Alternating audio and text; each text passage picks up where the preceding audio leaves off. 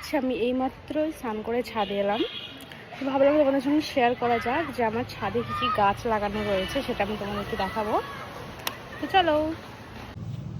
এইখানে বলেছিলাম যে আগের ভিডিওতে যে নার্গিস নার্সারি গেলে সবজির গাছগুলো নিয়ে আসে, তো বেগুন গাছগুলো সেই দিনই নিয়ে এসেছিল আর অনেকটা বড় হয়েছে। ওইখানেও দুটো রাখা আছে, এই দুটো অনেকটাই বড় হয়েছে।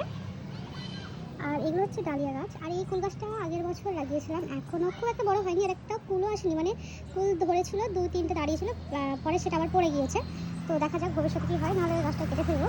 আর এখানে রয়েছে যত শীতের চারা গাছগুলো সব বসিয়েছিলাম, তো অনেকটা বড় হয়ে গেছে, কিছু কিছুতে ফুল এসেছে, আর কিছু কিছুতে এখনও ফুল আসেনি।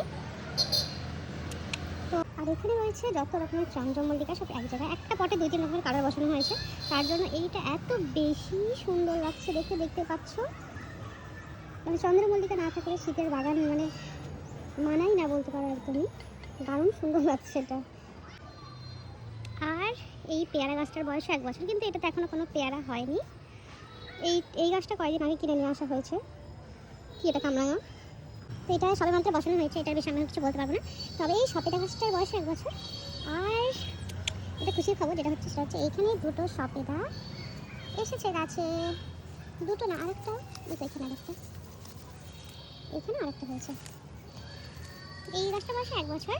যখন কিনেছিলাম তখন অবশ্য ছিল গাছটাতে 2-3টে মতো সপেটা, কিন্তু ওইগুলো না পড়ে গিয়েছিলো ঝরে গাছটা লাগানোর পরে। তবে এগুলো আবার নতুন হয়েছে, তো দেখা যাক কী হয়, এটা কি হনুমানের পেটে যায় না কি হয় সেটা দেখা যাক।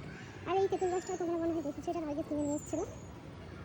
আরও অনেক গাছ আছে, এগুলো হচ্ছে সব ইনডোর প্ল্যান্ট, বাট আমি সব বাইরে রেখে দিয়েছি, যেহেতু আমাদের বাড়িতে বাচ্চা আছে তোমরা সবাই জানো, তো যার কারণে ঘরে রাখা সম্ভব নয়। মানে এমনিও যখন ছাদে আসে তখন ভাঙতে লাগবে, এগুলোকেই ছিঁড়ে ফেলে প্রত্যেকটা ফুল, একটা ফুল গাছে রাখতে দাও, গাছের পাতাগুলো সব একটা ছিঁড়ে ফেলে, তখন ছাদে থাকে।